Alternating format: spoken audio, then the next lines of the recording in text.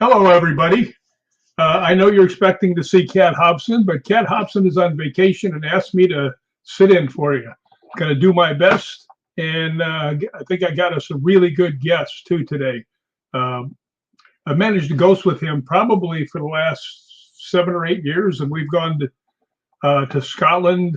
You know, we've been all over the place. We've been to many ghost hunting places in America, and I think Mikey's gone to Scotland with us twice. Um, so we got a lot to say. So if we ever get around to getting that boy up here, let's see what's going on. Hey, Mikey. Hey, how are you? Doing good. Where are you at this point in time? I am in Billings, Montana right now, Nice. growing out a beard because I see that. it's about to get really cold out here. I kind of worry when friends of mine all of a sudden look totally different and they're hiding in Montana. Yeah, You got something you want to tell us, Mikey? yeah. Yeah. Oh. Well, let's find out. I want to know what got you into ghost hunting. Well, really, I started in 2002. My daughter had a near drowning, and I found her in the deep end of our swimming pool, and she was lifeless.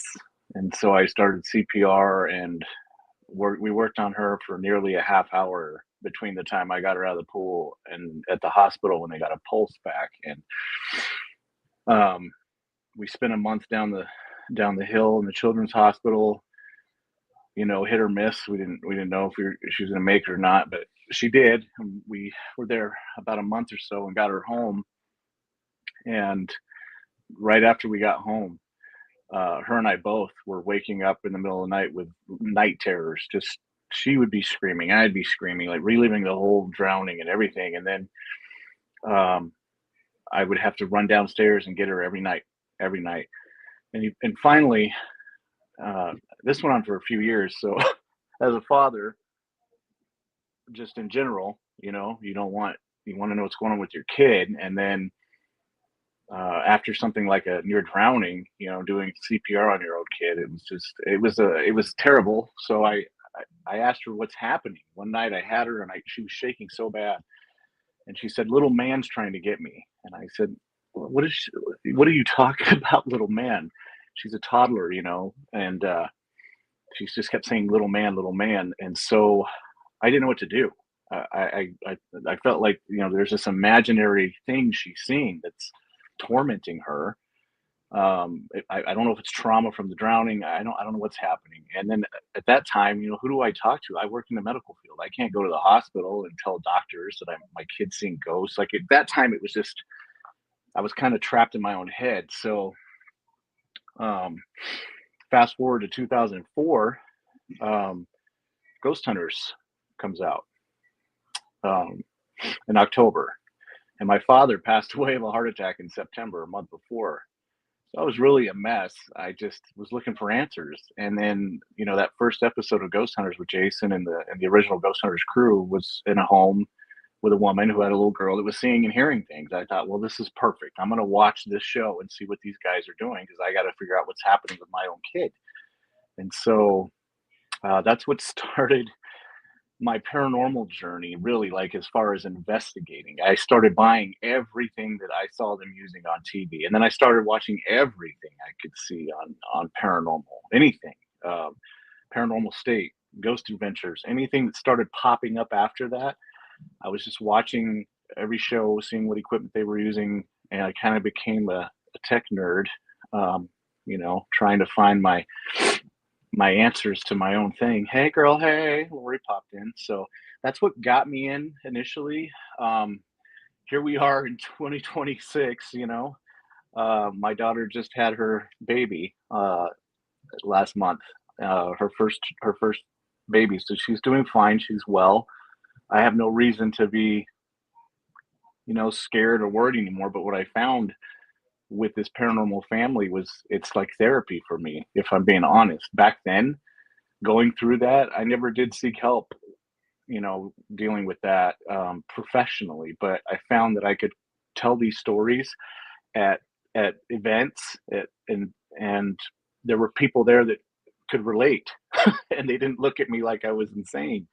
And as a matter of fact, I met you that way, in Ellensworth. So, and even then, Rick, I mean, this was how many years later after the drowning, and I've been just kind of going around on my own, and there were things that happened there that I had never experienced and didn't understand. So I feel like I'm constantly learning, but getting away from everything, traveling to these locations, walking around these amazing historical places, is really this therapy for me. I've gotten to meet a lot of really neat people along the way. So that's why I keep doing it.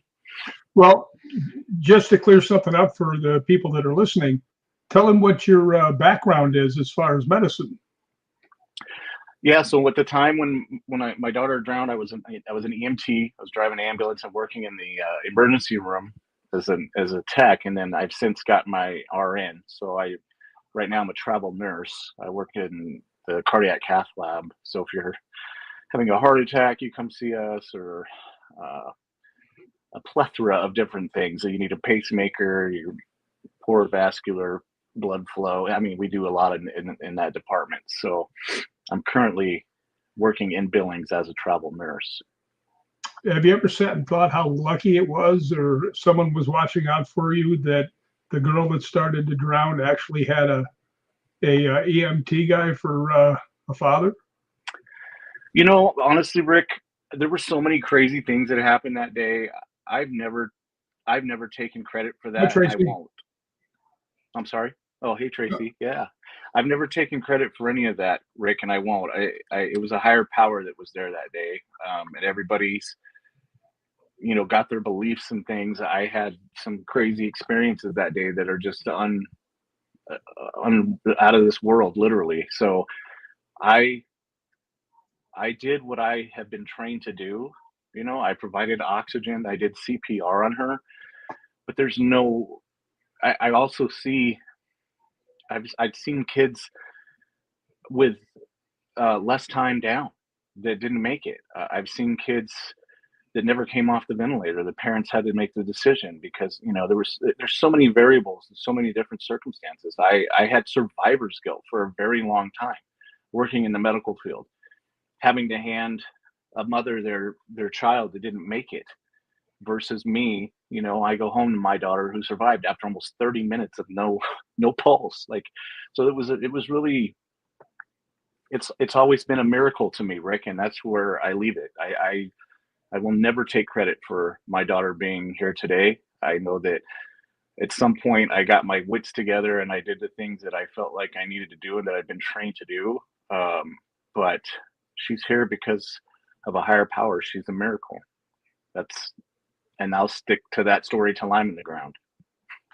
Well, yeah, when you go on the ground, we're going to ghost hunt you. I just want you to know that.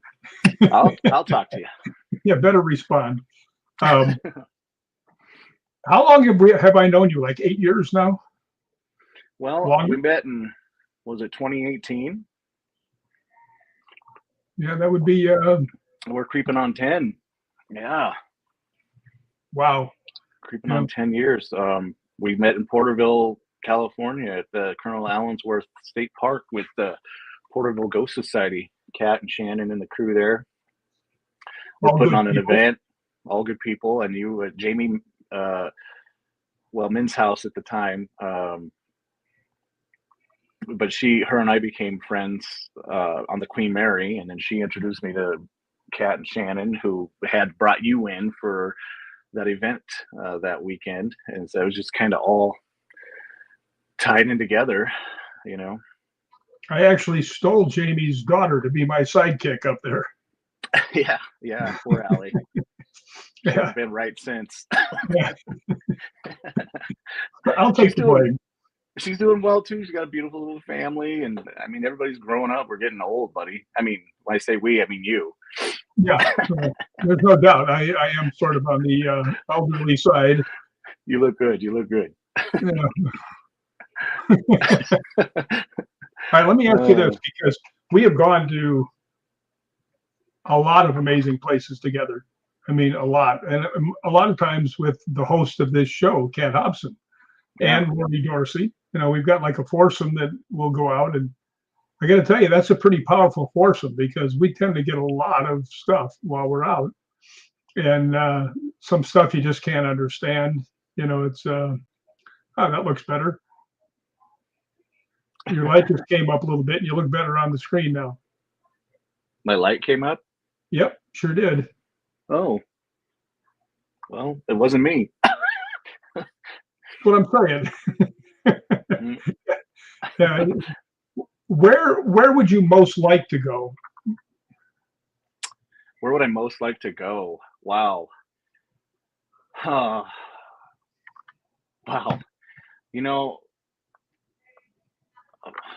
That's a tough one, Rick. I mean, there's a lot of places still here in the States that I haven't been, mostly back east. Trans-Allegheny is on the list.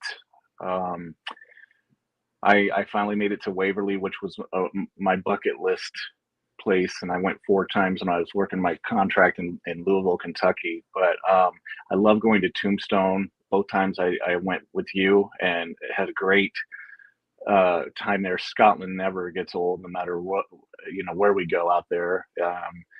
But I wouldn't say that I've hit them all. You'll never hit them all. You'll never hit them all, right? But I think I'm going to work my way back east. I did do some research here in Montana. In Montana, everybody's got their haunted stuff. So last weekend I just got in the car and drove to Butte, Montana, the home of the Copper King Mansion. And I did that because I've stayed at the Copper Queen Hotel in Bisbee, Arizona with Kat and Shannon from Porterville Ghost Society. And that was after the first Tombstone event that that we went to there. Drove down to Bisbee, and I thought, well, I'm only a few hours away from the Copper King. I got to stay there. And I stayed in the mansion that William A. Clark had built. And so the history there alone, if you love history and cool little towns and things like that, it's insane. I got to spend the weekend with one of the owners are still there. Pat is 86 and he still climbs 3 stories up to his room. He'll run circles around you in that mansion. And he's an encyclopedia of information. He'll tell you anything about anything. We talked about that town and the Clarks and the family. And so just sitting there in that beautiful home that they've preserved all these years and learning the history about that town, I love that too. There's a few places around. Local Deer Lodge has some things that I might sneak into if I can. Old hospitals, old jails. But yeah. As far as where am I going to go next, hopefully back to Scotland. You're always welcome. Let's do it. Let me ask you a question about, because you brought up Tombstone. If you tell us about what happened at the mortuary. Yeah. Well, you and I, they paired you up with me, you poor thing, while we were there. And I demanded you come with me, by the way, and Tracy Pina will justify that. So, yes, and she's on here. So hey, Tracy. Yeah, they had a great setup there, and we got to host the Undertaker Coffee Shop, which used to be where the morgue, really, right? And we had a very interesting experience with a young man, a very young, excited ghost hunter. You're going to rip me out, aren't you? Why don't you tell your version of how that went, and then I'll come in. No, you go ahead. You can wrap me out. No. So this young man, his parents brought him in, and he had his little ghost stop case with his gear. He had his little EVP watch on. He'd been watching Ghost Adventures and all the things and ghost hunters, and he was just really excited to be at a haunted location in Tombstone, Arizona, and his parents were so excited. And so we thought, well, one of the claims there at the Undertaker is of a little boy who was run over by the stagecoach or crushed by the coach, correct? No, he got kicked in the head, actually, is what they told us. Kicked in the head and then ran over. Yeah. There's something with the stagecoach, yes, but he passed, and his spirit is said to be there playing around. And so we thought, what a great idea, maybe, with the parents there and everybody, to have this young man. We were all a big group of us, try to get an EVP or some type of reaction from the little boy spirit. So I said, why don't you start it off with ask a question and see if we can get any responses. So this nervous young man just starts talking away. And he's going on, and I'm a ghost hunter, and I'm here, and I like to do this and that, and he's just chatting away. And Rick, I look over, and Rick's looking down at him, watching this whole thing, thinking, now I know what you're thinking, Rick. We've got to get some questions out here that are going to give us responses, not like yes or no answers, like maybe a color or one or two words here. We can't have an entire conversation and then try to get a response back. Like in your ghost hunting brilliant mind, you're trying to get back on track while this 10-year-old boy is just going on and on. So finally Rick goes, hey, just tapping and says, listen, we gotta ask little questions. We can't be having these conversations. And he just quieted up. He stopped talking. And so you explained to him what we needed to do to move forward, and gave him some coaching there. And we tried again, but later I said, man, I hope this goes well, because I feel like you just bitch slapped a 10-year-old on this ghost hunt. When he's trying to do an EVP session, this poor little dude. But long story short, we had a really cool interaction, and I'll let you talk about that, and then you can share with everybody what happened at the end of the event. Yeah.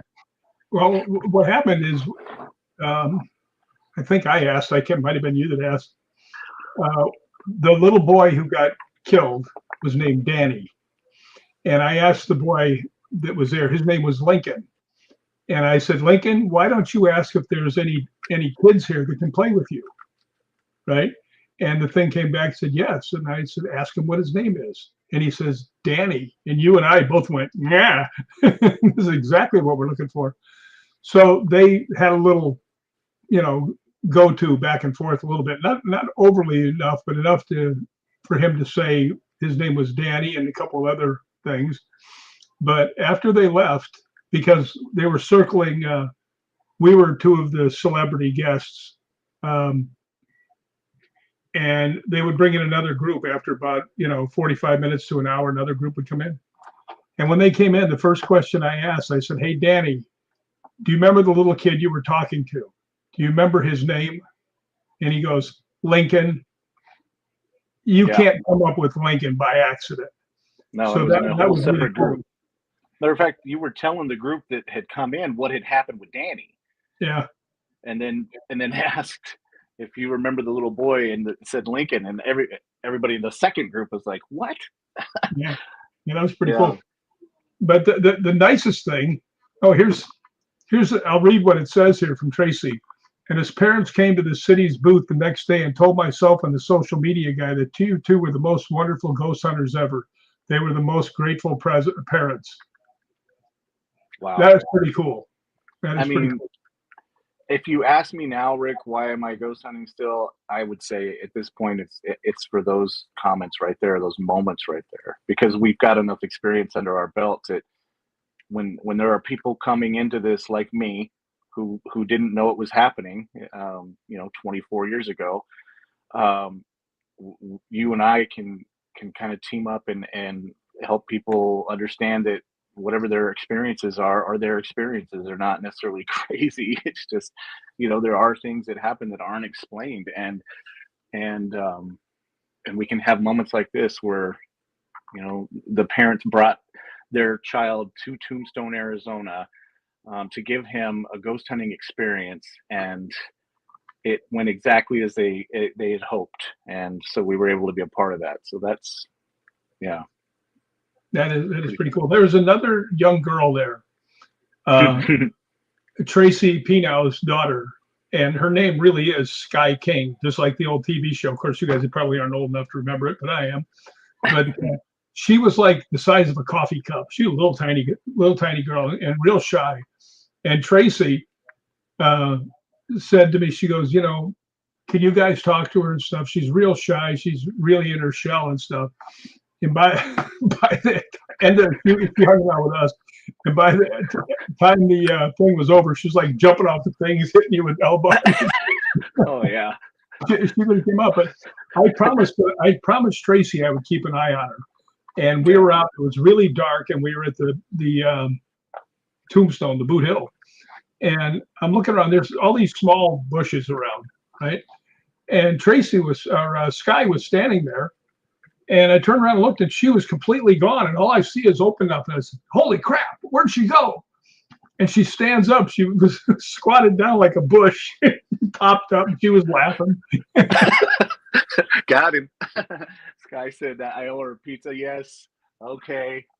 I'll pay up. Do you want me to DoorDash you, or what are we doing? You're gonna wait? Do I have to come to Arizona and take you out for pizza? No, she's got to get it in person. Get it in person? Okay. Yeah, all right. I'll come back to Arizona. Well, I'll tell you something that was so funny. We were upstairs in one of the saloons, and Sky was sitting next to me. Tracy was on the other side. You were up there. We were all up on this table, and everybody started to sing. And I think Tracy was filming it. I'm not sure, but I started singing, and I looked over on the tape when they showed it back, and you see Sky sitting next to me. She looks up at me and she goes, "You got the voice of an angel, Rick." You got the voice of an angel. Oh boy. No, that was really fun. I'm going to go down there again. And I love Tombstone. Yeah. But we're getting ready to go back. Well, you had gone with me to the American Horror Story House. Yes, the murder house. Yeah, recently. Yes. And they were filming a live event, and they asked us to come down because it was actually kind of like almost a movie. And there were these two girls dressed up like the ones from The Shining. Yeah. And then there was us, and there was a bunch of other people all in makeup and stuff. And we were downstairs in the basement. We were just ghost hunting because we were down in the basement with nothing to do. And we started getting hits all over the K2 meter. The REM pod was going off. You know, we were getting a lot of stuff. And then they came down and said, "Okay, you guys can go home." I was like, "What did we do wrong? We're right where you put us." And he said, "No." He says the link went down and we can't get it back. Yeah. So, but now on February 19th, I'm getting to go back with Kane Hodder, and we are going to ghost hunt the place. Wow. Hollywood Ghost Hunters reunited. I love it. Yeah. Yeah. Love it. It should be fun. Yes. Except for the Kane part. Well, it's kind of good that we went and got a little run of the place before we, you know, I mean, we kind of got it mapped out, and you and your K2 back at it again. We didn't have a lot of time to go through the entire property, but the time we did spend downstairs setting up equipment, we sure did have REM and K2 and millimeter hits. It was kind of like one of those things where we had the equipment in the perimeter, and it just started going off because I had set the millimeter in the back portion of the basement, if you recall, and then we had REM pods kind of spread out, and your K2 started going off, and the REM started going off, and then I get nervous when my K2 doesn't go off. Yeah. I got to tell you something. When I was in Scotland, and I think it was at Bannockburn, or it might have been at Castle Menzies. I don't care if they say Menzies or not. It's Zies, and that's Z's, right? But we were there, and we were downstairs, and like in the foyer, and mine's going crazy. And the two girls standing there both have them, and they're not going off. They're right next to me, and they're not going off. And I mean, you had the same thing happen when yours didn't go off when we were in Airth Castle. Yeah, it wasn't even a K2. I had a millimeter out. Yeah. And so we were just setting equipment up, changing batteries and testing stuff, and your K2 started going off. So I thought, let me see if I can get a number hit on this and see if it's just, whatever's going on in the room. And I turned my Mel on and literally set it right down next to you. And I had zeros, 0.0 on the Mel, nothing. And your K2 is lighting up in your hand. And so I just, and like you said, it happens down at Bannockburn or Menzies, Mangus, wherever else. I mean, this is just a Rick thing. Like it happens so much. Like you said, I expect it. I get it. Well, here's what happened there. That was so cool. The two girls had their K2s, and I was like, I've never tried this, but let's try this. I said, put your K2 underneath mine, and you put your K2 underneath hers. So we had like 3 of them, and they weren't touching. They were like, a little bit apart. And then I started saying, okay, mine has gone up to 5 lights all the time. Let's get all 3 of them to do that. Right. And 15 seconds later, boom, all 3 of them were going. And the people there were just going, how did you do that? And I went, I didn't. They did. I just asked. Right. Yeah. It's kind of interesting. But those single access K2 meters get a bad rap a lot of the time. But I'm telling you, I had a bunch of those, early on, because that's what everybody was using. You remember back in the day where you push to the on button and you have to put a quarter or a nickel or something in there to keep it on, because before they even had the click-ons. Most of you young kids don't know what I'm talking about, but I went to Calico Ghost Town. I was inside the Maggie Mine, and you get down so far and it forks off. And then you go to the left and you exit, and you can go to the right, and it kind of dead ends and you come back. But right there at the Y, one of my investigators in the group, she noticed her K2 was lit up. And we all had those single access K2s like the one you have. And so we kind of go over there to see what's going on, and then another one goes off, and another one goes off. There's about 4 of us standing there, and they're all pegged right at the Y there in the Maggie Mine. And we sat there and watched it, and then they all went out. All went down to quiet, dead. And we stood there for, we timed it. It was just about 60 seconds. And it started again. One lit up, 5 lights, and another one, 5 lights, and it lit up for a bit and then died down, and then it did it again. So it was like a pattern. You could almost time it. And so I don't know. I have the old school single access K2s along with the modern, triple access tri-field meters, those things too. I like to have them to compare, and I also like to have one in my pocket in case something happens with the orders. And so you always have one in your hand, Well, I got to tell you something strange. When I was in Scotland with Scottish Paranormal, which I'm a member of, we went to this one place that was a swimming pool and a gym, and everybody went off, and I was going around the rest of the place by myself to see what I could get, and I wasn't getting anything, right?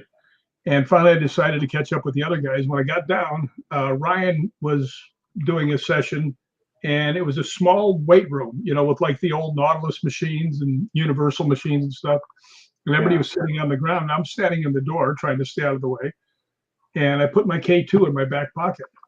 And I'm standing there, and I feel it go yank, like someone tried to pull it out of my back pocket. I turn around, there's nobody there. Right? And I'm like, wow. So I shoved it back down. And hi, Jeremy. Hey, Jeremy. A little bit, maybe a minute after that, I could feel like a tug, like it was trying to yank it out of my pocket again. And I turned around, and right then, Lee Dunn, who's very good medium, world-class medium, he came in, and he's standing next to me, and he goes, "Oh, something just grabbed my ass." I said, "Welcome to the club. It got me twice." And I looked at him. I said, I got a feeling it's a kid because he keeps going, low, right? Instead of poking you in the ear or something like that, he kept grabbing and stuff. And Lee goes, "It's a kid." I said, "Yeah, that was something." But yeah, this one's trying to steal my K2. There's gonna be some fisticuffs involved in that. No, Yeah, nobody touches my K2. your K2's got to go in some type of paranormal Hall of Fame. I swear, Well, like it's just. I think you were there when we were doing the LAPD museum, and I came down and there's this table that's probably 12 feet down in the conference room. Yep. Remember that thing? And Oh, when yeah. I came down, there was two K2s on the thing, and I set mine down, and they were about 3.5, 4 feet apart, each one. The distance between each one. And Melissa says, "Yes," she says, "I just talked to somebody. I think his name was Arthur." And I think he might have been there. And I said, "I don't think it's Arthur." And I said, "I've got a pal down here." And I said, "It was probably Walter, right?" Yeah. And I said, "Walter, are you here?" And all three of them lit up at the same time. So that was pretty cool. I was there for that, and I remember Melissa was picking up on something at the same time too. Melissa St. Hilaire. Yeah. Also a good psychic medium. Yes. Back just real quick to kind of go back to Tombstone for a second. Speaking of child things, like you felt like it was a kid pulling trying to pull your K2 out. Everybody, well, not everybody, but a lot of people in the paranormal have had cold spot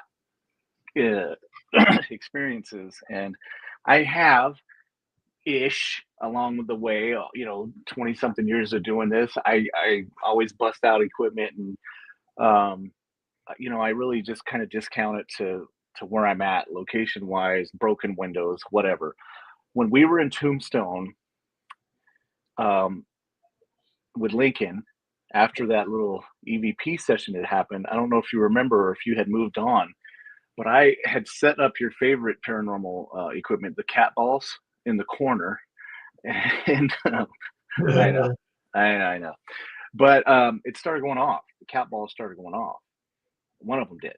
I had like 3 out, and one of them was going off. It's like, oh, okay. Like, Danny, are you still here? You want to, play with the balls, whatever, the cat balls.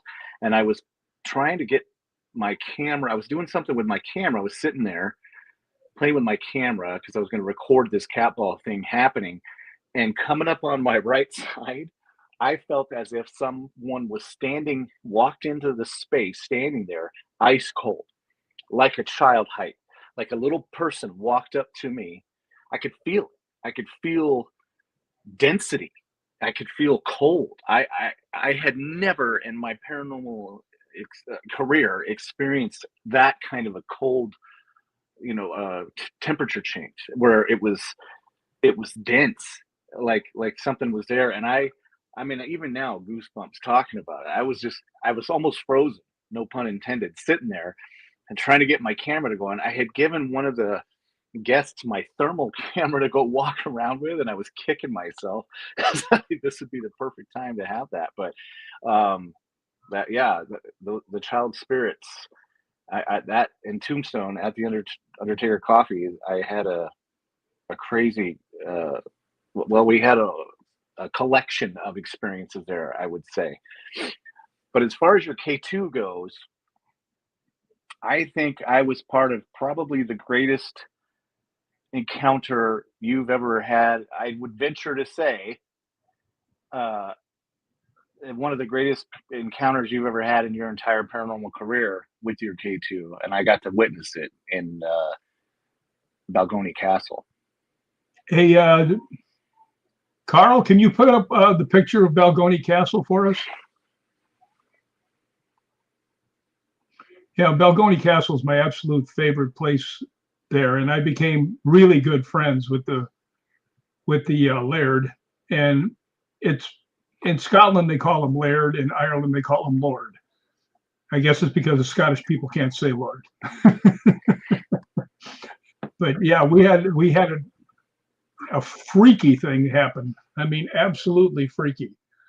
That's Rosalind Chapel. Rosalind. Yeah. which we have ghost hunted all around there many times. Oh, I got to tell a quick story. Can you go back to the picture where we're walking? It's about 3 pictures back. Right there. I don't mean to interrupt you, Mikey, but this is important. It's one of the scariest things that ever happened to me. I came out of this.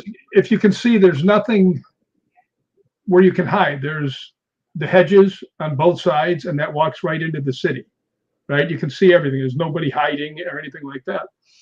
And I was walking out, and there were 2 older ladies. Yeah, I know it's hard to believe there's ladies that are older than me. But anyway, I went walking by. I said, hello, ladies. And I got up just about 10 feet past where those people are. And I heard right in front of me, it went, rawr! And I mean, I froze. I thought it was like a lion or some damn thing. It was the scariest thing I ever heard. And I froze because I thought it was an animal, a guard dog or something. I'm just standing there. And I'm looking all around. I don't see anything. So I scoot over because you can see the guy down, all the way down there going by the hedge. That's a parking lot behind it. So I ran down there and looked on both sides. There's nobody around. And I come walking back, and the 2 ladies walked up to me and they said, we heard it too. Right? Well, I was staying at this lady's house, and it was about 7 or 8 miles away. She went to visit her mom, and I was lucky enough to get a place to stay.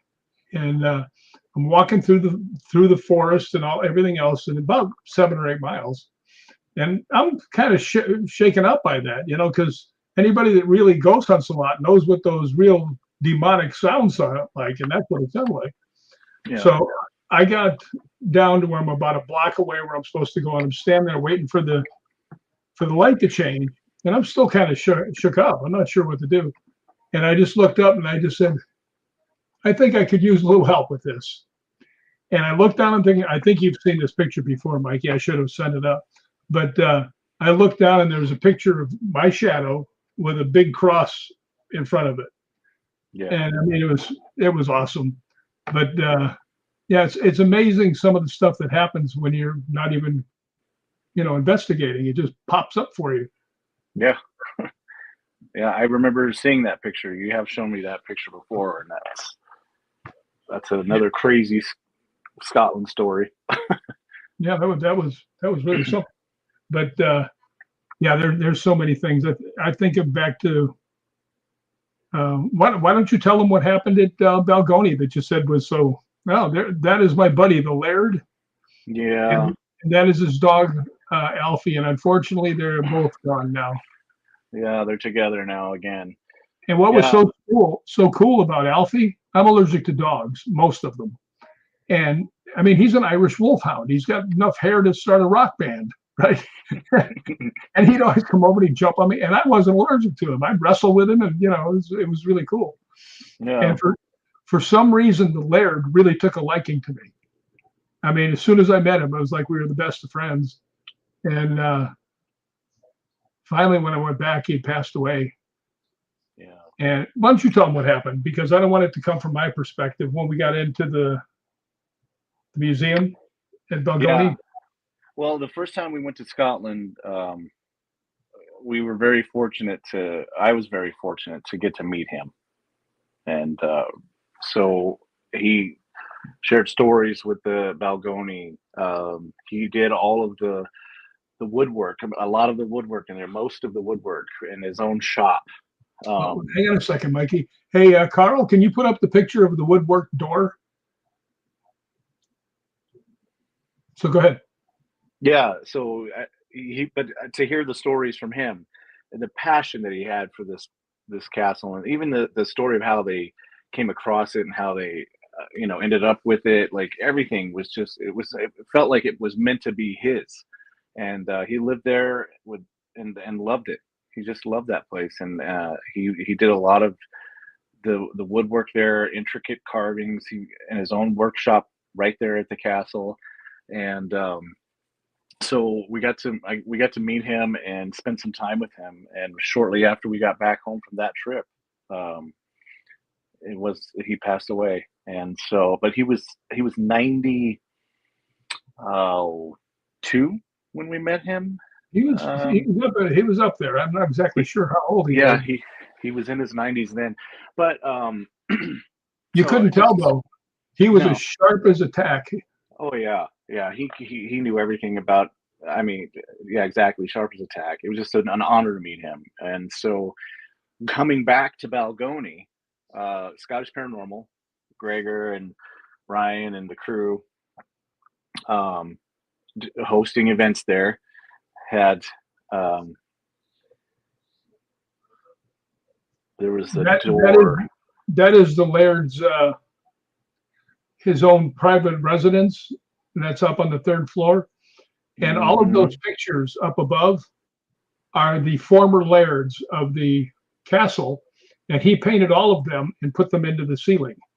Yeah, there's you and him and Alfie. Yeah, there's the thing. But there's 42 doors inside there, and it he hand carved both sides of all of them. Like if you look up there and you see all the woodwork around there, he made all of the woodwork. Yeah. Oh, there it is. There's one of the doors. Doors. And he did 42 doors, both sides. Yeah. So when we went back for the second time, and thank you, Carl. Yes, sir. Thank you, Carl. Scottish Paranormal was hosting an event there, public event, where we got to take groups through different parts of the castle to investigate. You and I and Kat and Lori, we all got assigned the museum. They have a little museum there that's attached that has actual relics and things that they found on the property when they were doing renovations and things, like broken wine bottles and like all this different stuff. And Stuart had made this what do they call those? I just had a brain fart. The dioramas or whatever they're called. Yeah, of the castle and the grounds. And he made this with his own hands. He's very talented, like his father. And so there's display cases full of things that was found on site and things like that. But behind that little museum, there's a door that exits the little museum in the back and goes into the Laird's shop, where he spent a lot of his time at Balgony working on those doors and everything else that he was doing there. Blood, sweat, and tears. So we got to set up there in the museum, and I had a case or two of equipment maybe with me. So you had given me permission to go ahead and set up equipment, which I did.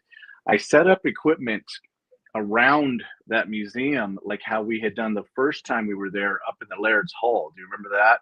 Where we kind of had a perimeter of, we had tri-field meter, REM pod behind us, millimeter over here. We had equipment all around. And at one point we had equipment going off in a circle up there in the Laird's chamber. And so I thought, why not do it again? That worked before.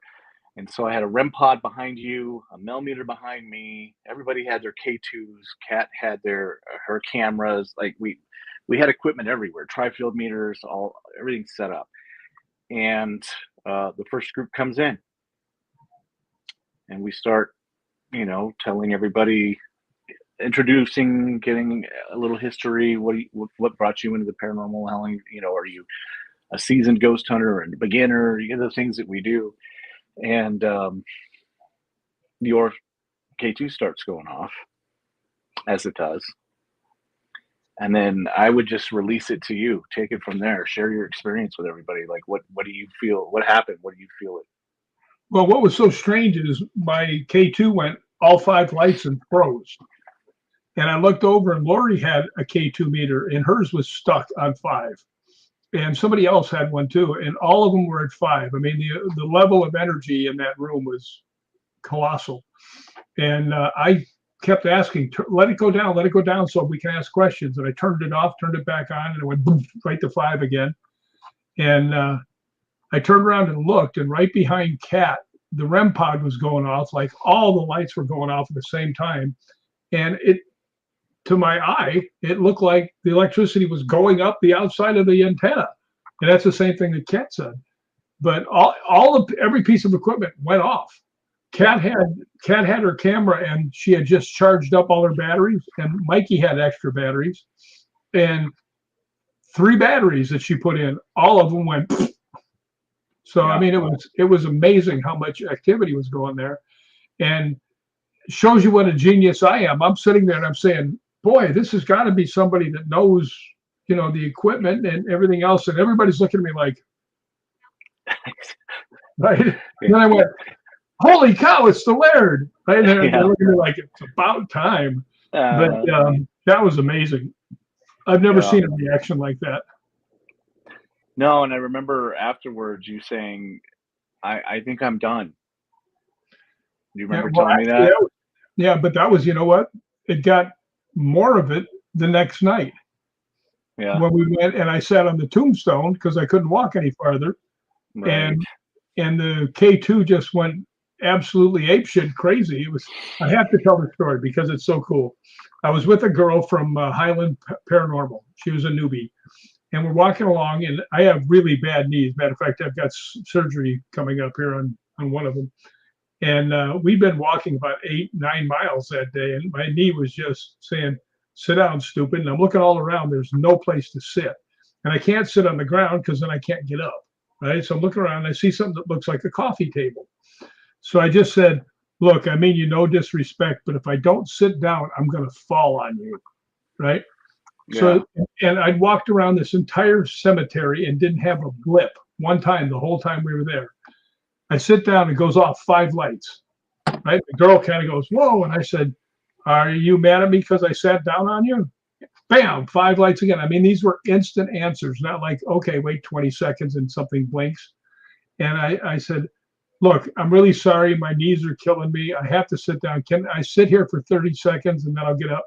And it flickered between 2 and 3, like he was going, all right. And then about 30 seconds later, it goes all 5 lights. I said, are you telling me to get up? And it goes 5 lights again. And the girl's just she's astounded.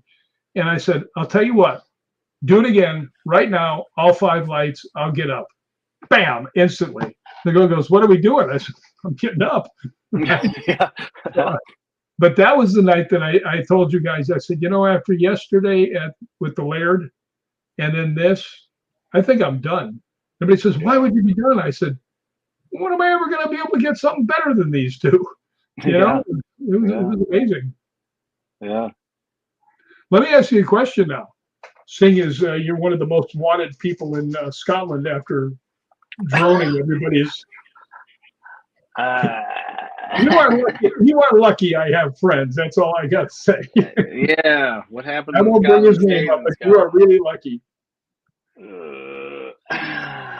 I got to tell you what happened, though. We were having dinner, and I had one of my friends was with me, and Mikey's talking about how he snuck up on different buildings with his drone and stuff. And I'm going, Mikey? Mikey. My friend's just sitting there, and I said, Mikey, he's the one that's in charge of all those places. Mikey's like, he goes, I don't care. No, there was certain things that we talked about after the fact, and there's definitely regulations everywhere. So I followed them to the letter mostly. I had a couple little hiccups there, but it's okay. It worked out. Nobody was harmed in the flying of the drone. Nobody went to slammer. Just disclaimer: make sure when you're traveling and going places that you know all of the rules and regs, so you don't lose your stuff. It's an expensive hobby. It sucks to have to leave your drone in another country. But what are the chances of the guy that's watches out for all that stuff is sitting next to me and next to you, and you're ratting yourself out, and I'm going, Mikey, Mikey, hey, Mikey, yo.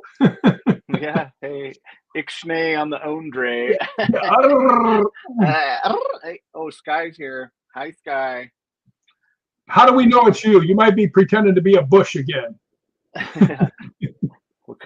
Do you like pineapple on pizza? I will say one thing that was very, very funny. Tracy had told me that Sky was a little, withdrawn, and she didn't take to a lot of people. And by the time we were done, she was like jumping off the top rope at us. she, she was all there. I swear that was an accident. Okay. Uh-huh.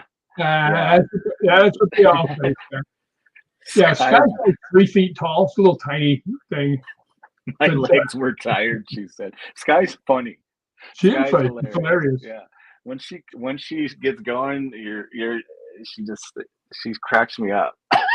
Well, you know, when you're with her and Tracy, I mean, you're like, you know what? It's like being with us, the female version. Yeah. But one of the funniest things, we were coming out of Shefflin Hall, and I was pulling into Shefflin Hall, and I look and I see Sky walking across the street, right? And I'm, you know, about a quarter of a block away, and I yell, "Run, Sky!" Right? And she jumps in the air and she sticks her fist out straight like like Super Sky. Yeah. I think my favorite part, going back to the restaurant when you were singing or whatever noise you were making, I think my favorite part was watching Sky watch you. Yeah, when she put her hand over.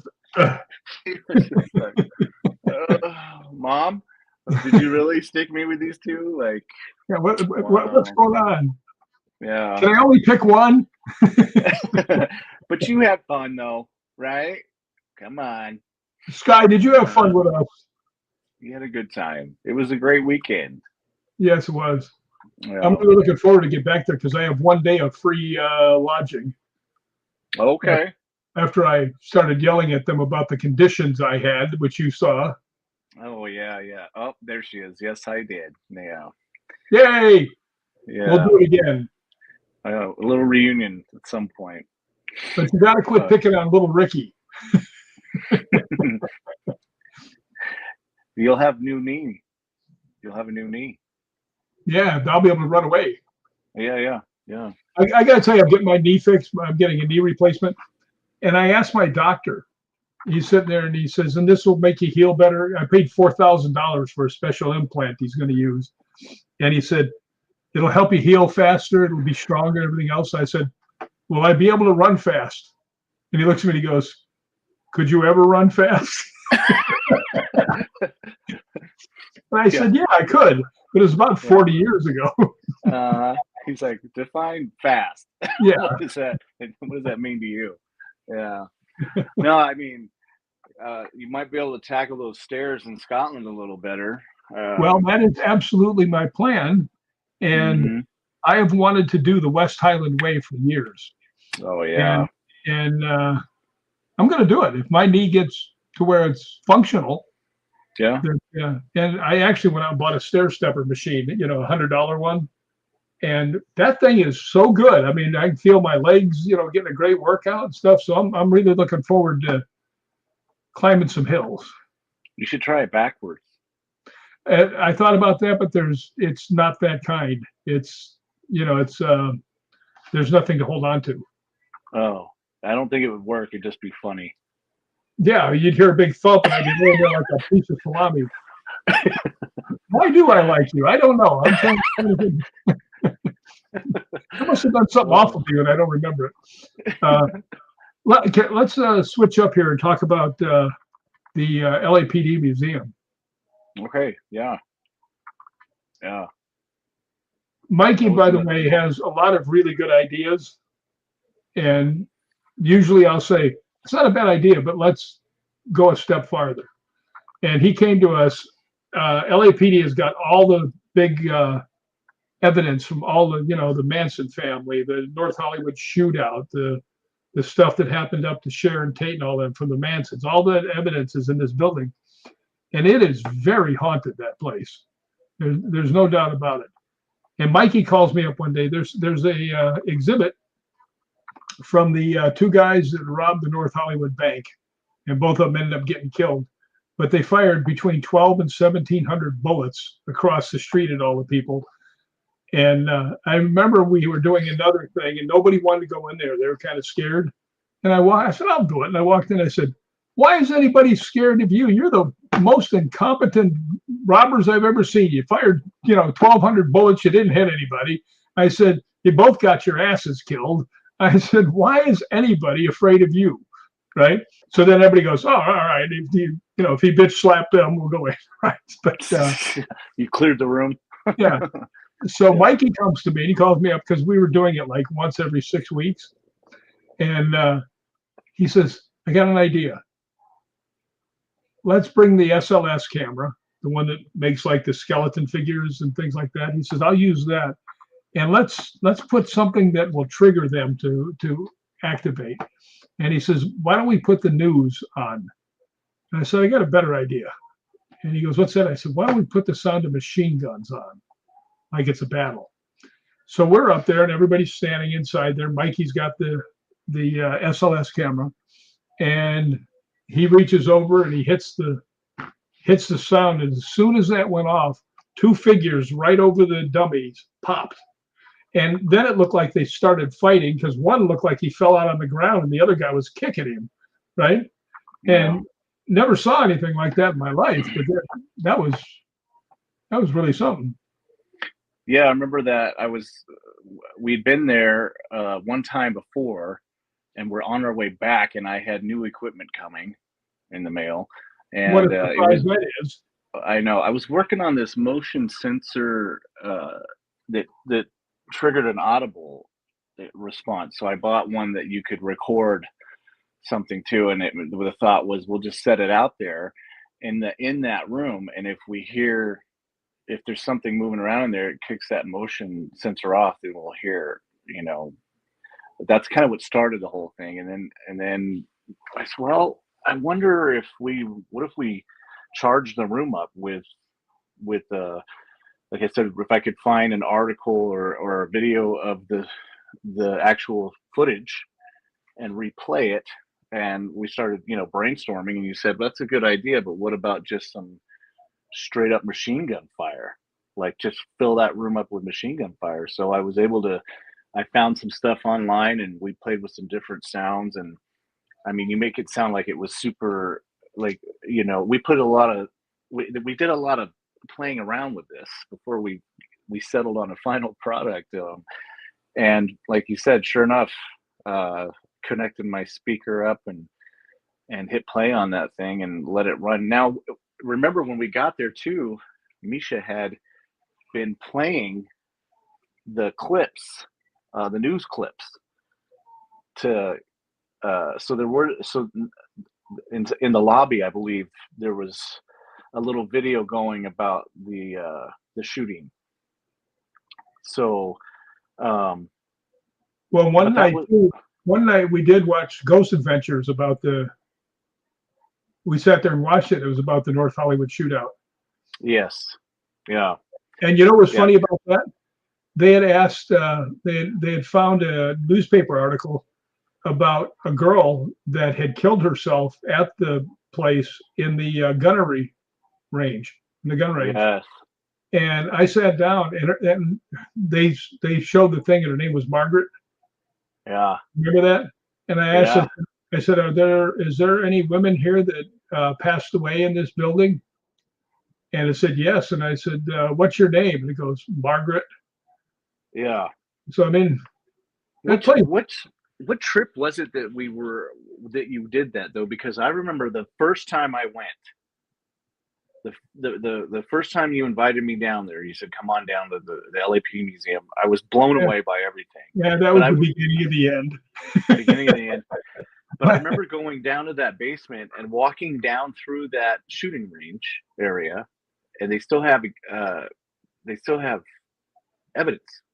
This place still holds evidence from unsolved crimes.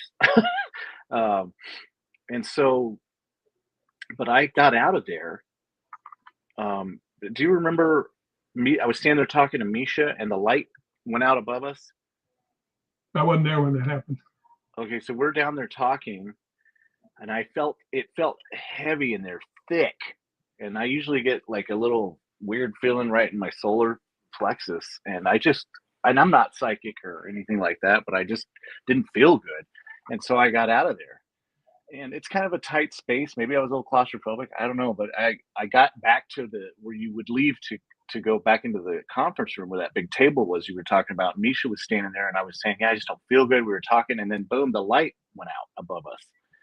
And so I sat down in that chair at the conference table, and everybody else kind of went in. And I remember Melissa St. Hilaire asking me if I was okay. And I said, I don't feel good. And she goes, she got me some water. She went and got me some water. And she said, you look a little pale. I said, yeah, I just don't feel good. She goes, well, what do you feel? I said, it just felt heavy in there to me. And I said, I'm going to ask you, because you're you're a medium. I said, I kind of feel like almost like a motherly presence, like a female, like around. I said, and I'm not psychic or a medium, but I don't know. And there was remember that picture of the woman down there in the conference room, the first female officer? What was her name? I don't remember seeing that. I remember seeing the picture of Walter in the motorcycle. There's Walter in the motorcycle, but there's a picture of a woman. I said, do you think it could have been her? And Melissa said, no. She said, I know that I know what you're saying, but it's not her. And then what was it? Four trips later, after the Ghost Adventures thing, when Zach and them did the research and found that woman had shot herself down there in that shooting range and went upstairs and took one of the guns out of the holster, out of the cop's holster, and went down there and shot herself. And then you got the name, and we were all like, "Oh my gosh!" So you think it was that woman that came? I don't know if it was her, but I feel like it was her. Like, well, I wanted to believe it was her. How many other women spirits you think are walking through there? Yeah, exactly. Tell them a story. I'll be right back. All right. It's top of the hour, Carl. The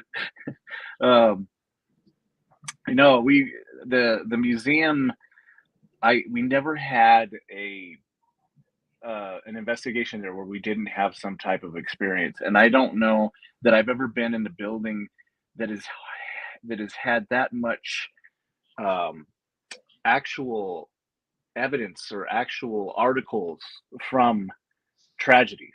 There's like Rick said, well, even and those of you that watch that Ghost Adventures episode, that crew, Zach and the guys, got to see a little bit of the stuff that's locked away still. But we're talking evidence from the Sharon Tate murders, evidence from the Marilyn Monroe investigation, the onion fields, et cetera, et cetera. It's still there. And so to be like, it's kind of the North Hollywood shooting. I mean, everything from that day is there in that museum. So it's one thing to be like, oh, I still have, grandma's favorite doll from when she was a little girl. There might be something attached to it, or maybe grandma's still around because she loved this doll. And then to be in a building full of things, like I was just explaining about the types of things that are still in the LAPD museum, or were at the time. I could hear you when you were talking. Yeah. So, and people have asked me that. This is a fun little side note. People have asked me, do you think that things can really attach to things? Like physical objects, can they have attachments? And I thought about that. And let me ask you, Rick, and everybody out there who's watching, I guess, the way I explained it was, have you ever been to a museum, like an art museum, and seen a painting that kind of made you emotional? Like you're looking at this painting and you just kind of feel like, wow, I really see what's happening in this picture, and it really kind of hits me in the chest. Or listen to a song that made you cry, or it made you feel good. Like, to me, that's art. That's someone created that. It's no different than a carpenter putting his talent and skill and love and passion into a chair that he makes by hand. Or an artist when she paints her feelings and emotions onto this canvas. Why wouldn't it?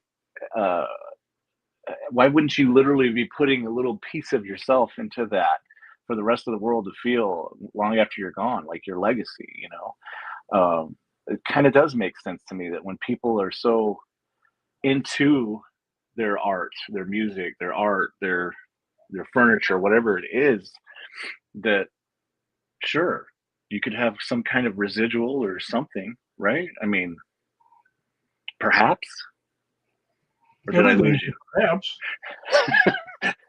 Come back to me, Rick. Yeah, no, everything's a perhaps. I mean, it's a possibility.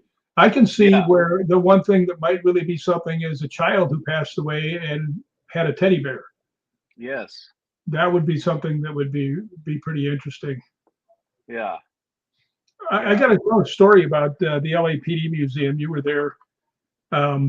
We were walking around, and there was a man with his daughter, and I would say the girl was 14. You know what I'm talking about? Yep. I remember. And they weren't interacting much, and I was watching them. And finally, we started doing the Estes method, and it was like a little alcove, and you walked up 5 or 6 stairs, and there was a few of us in the alcove. Everybody else was down on the floor watching. And I went over and I asked her, I said, "Do you want to try this?" And she goes, "Yeah, but would you make sure my dad watches?" I said, "Sure." So he was investigating in the other room, and I brought him back, and he was standing there watching. And she had one of the most intense, uh, sessions I've ever seen. And she started talking about there's two men going in, and there's a blonde lady, and she's dead on the bed, and people are going, "Oh, that's Sharon Tate." And I'm going, "No, it's not." Right? I said, "That's Marilyn." Yeah. Sharon Tate was hung up and disemboweled pretty much. But Yeah. I mean, and then she started getting, I think you might have been up at the top. She started getting real deep, and I noticed her start to spasm. So I pulled her out of it right away, and I took her downstairs to her father. And her father grabbed her and he goes, "Oh, honey, I'm so proud of you." And they were hugging each other. And I was like, yes. Yeah. It was another one of those moments. Yeah. Where, yeah, you wonder why. Well, it makes me wonder why someone so young is at one of these events, and Well, maybe, look at Lincoln. He was 4. yeah, yeah. Well, and it happened at Old Paulding too. Um, Remember when we were there and there was that group of young kids that Yeah, came. but they were Um, college kids. well, excuse me, the youngest was 17. I And I was in think the college oldest, when I was 17.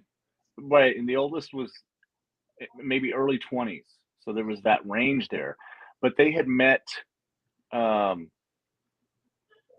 at another event, and then and and heard about this the event that you were hosting there, and they drove like 3 miles to come to that night, or 3 hours. Sorry, they drove 3 hours to come there that night. Remember, Yeah, I we got were down in told, the Mikey, it basement. wasn't all that impressive when they were driving 3 miles. Yeah, yeah, yeah. Back it up, back it up. But we were downstairs in the basement, and we started getting responses with the EVPs. Remember, and then all of a sudden, one of the girls in the group started asking questions, and then we got them into it. But and then throughout the night, they kind of followed us around. We went upstairs to where the sheriff's quarters were, where he lived with his family, and we handcuffed one of the kids, uh, and then went down to the cells, and they were getting hits in one of the cells with the REM and the millimeter, and they said it seems to go off when you get up and because I had stepped out to get some equipment, came back, and they said it seems to go off when you're moving, like it doesn't, like it's uncomfortable with you. And I said, well, maybe I remind them of a big guard. And so I started clanking my flashlight on the bars. I was like, all right, lights out, everybody out. And then the equipment would go off. And so the kids had a great experience. And at the end of it, when everybody was saying their goodbyes and going home, they shared their story with us. And the one girl, the oldest, her and her best friend had an experience at the house with a woman in white. And the best friend had a terrifying experience with her, almost like sleep paralysis kind of a thing. And they were doing the same thing, looking for answers. Is this stuff real? What's going on?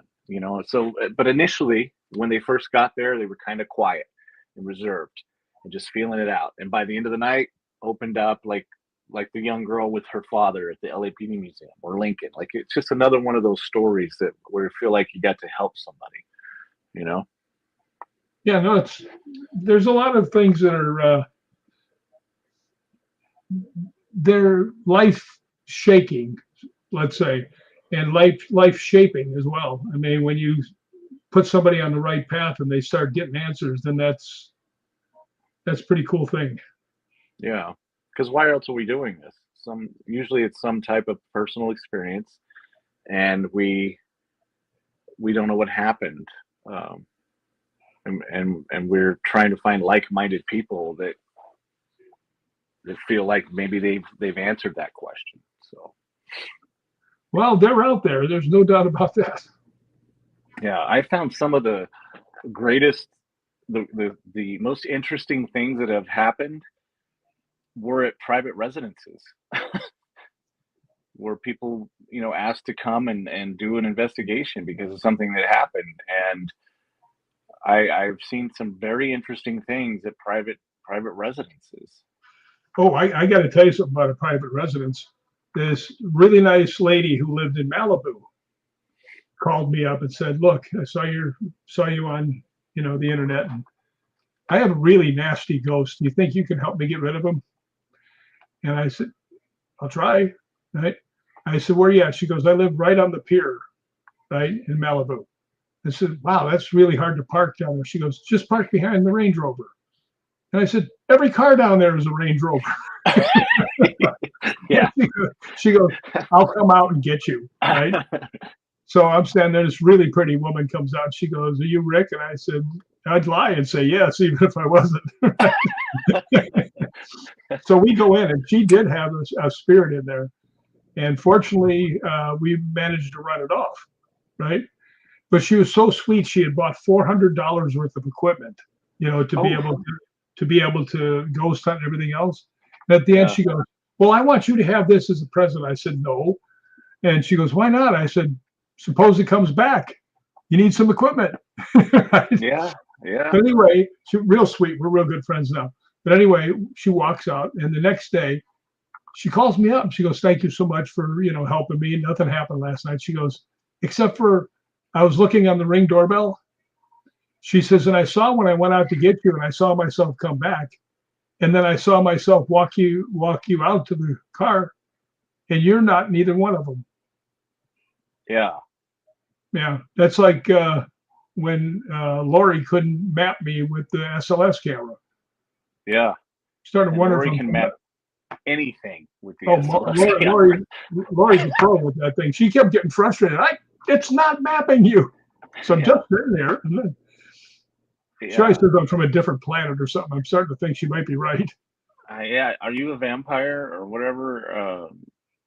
Whatever doesn't show up on pictures and stuff. Isn't that a vampire? Well, that wouldn't have been very good for me being in the movie business now, would it? True. Yeah. Yeah. I've been in some movies I would have liked to have erased where I was at. You would have welcomed that. Yeah, that would have been okay by me. Yeah. Yeah. Tell me your best experience. Oof. Well, I would say for me, closure for my daughter with the little man story. That was my best experience. Um, I actually, I it sounds crazy to say it, but I saw it one night. Whatever it was that she was seeing, I saw it.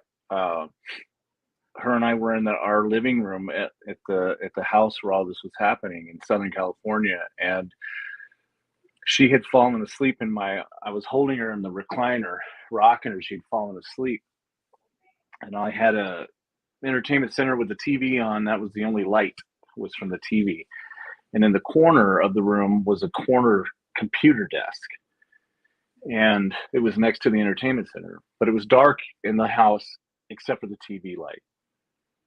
And so I'm rocking her, she's asleep, and she whispers, "Daddy." And I look down at her, and she's looking up at the ceiling, like above that computer desk. She's not looking at me. And I'm looking at her, looking at the ceiling. And I said, yes, baby. And she said, I see a little man. And when she said that, Rick, I froze. And I'm a grown man. I mean, not a grown, I mean, I'm a young man. I'm in my 20s, but I froze. I froze in that recliner. You've got more than 20 kids. You can't be in your 20s. Yeah. I was scared to death. I did not want to look up into the corner of that and whatever and see what she was saying. I didn't know what to do. But I did. I'm looking at her and I closed my eyes and I turned and I looked, and I'm pretty sure we both had different ideas of what was up there. I hate to think of whatever she was seeing and how horrific it was for her and her little child head to put that image together. But to me, the only way I can explain it, and I know I've shared this with people in the paranormal that have had experiences, and people understand, is if you've ever seen something in the dark, darker than the dark. So you're in a dark room, but then you see something darker than the darkness moving around in there. And that's what was happening. Like in the corner above that computer desk, in the ceiling, there was something moving. Darkness. It was a shadow. It was dark, but it wasn't a figure. I didn't see a face and eyes and all this. I just saw movement, and it made me sick. I grabbed her up and ran upstairs to the bedroom. I remember I slammed the door and ran upstairs and jumped in bed, and we just laid there. And the whole night I was just listening for anything. Like I was paranoid that night. But fast forward to when the night we got rid of him, it was time for bed, and I told her, give me goodnight kisses and go to bed. She got to the hallway in the entryway where the entry and the hallway met, and she wouldn't go. She wouldn't go down the hall. I said, baby, go to bed. She goes, I can't, little man's down there. And she was frozen. And I said, I was done. I couldn't see little man that day, that night. But I was just done with little man. I was sick of it. So I just stormed down the hallway like an angry father, and I started swinging at the air. Like I swung down and like I was grabbing him, like I could see him, and I was about to fight little man. So I reached down and I grabbed him and I said, that's it. You're done. You're not allowed to be in my house and blah, blah. And the second I started doing that, I looked back and my daughter is engaged. She's watching daddy fight this thing. And so now I have another choice while I'm fighting little man. To my right is her bedroom. Well, I'm not going to go in there with little man. To my left is the bathroom. So I jump into the bathroom and I'm sitting there on the tub, on the lip of the tub, facing the toilet. And I'm like, what am I going to do? And so I'm fighting little man. I'm staring at the toilet and I'm like, well, what do little kids love to do? Can you feel that there's something there? No, I can't. Okay. I can't see him. I can't feel him. I'm doing all this for my daughter now, because she's engaged. And she thinks daddy's fighting this thing. So now I'm in the bathroom and I'm like, I got to get rid of him. So I'm staring at the toilet. And I'm like, what do little kids like to do? What do kids love to do for whatever reason?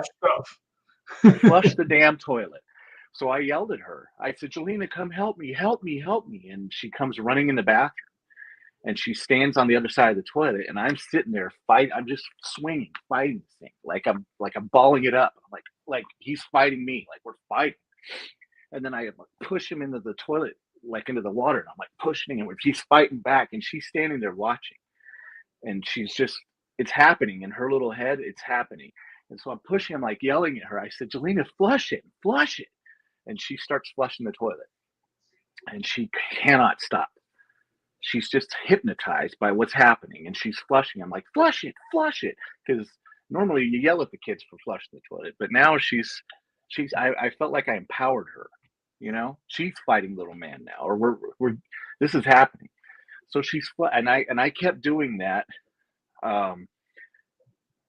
There's a thing where the Disney characters, if you go to Disneyland, the Disney characters that dress up as the princesses and things, there's a rule. If when a child comes up and hugs you, you kneel down, you hug the child until the child breaks the hug.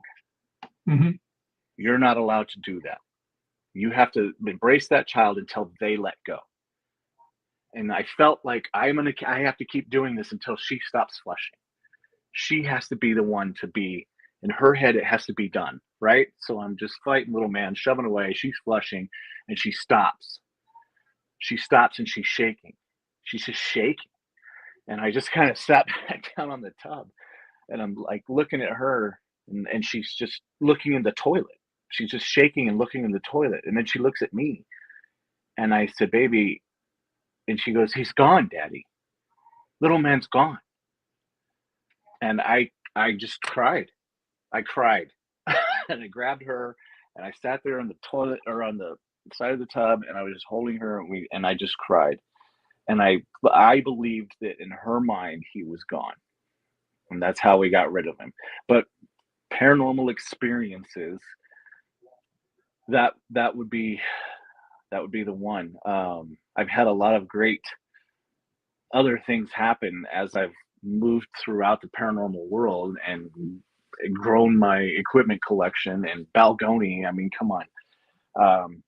You know, I've been to Indiana State Sanatorium alone, up in the mental hospital, and where I laid equipment out, and I had something coming down the hallway, and the same thing in the governor's mansion, where down in the basement, I put a little cookie crumb trail of equipment that led to me in the back corner of the basement. And I don't know why I'm thinking it's a good idea during a thunderstorm to sit down there at midnight by myself. And sure enough, my stuff starts going off down the stairs into the basement, and then I can hear it going off all the way till it gets to me, and I'm down there alone. And I mean, these are great experiences, but I would say the most intense and gratifying and validating experience for me was the night we got rid of little man, and I felt like I helped my daughter, close that chapter. Well, let me ask you a question.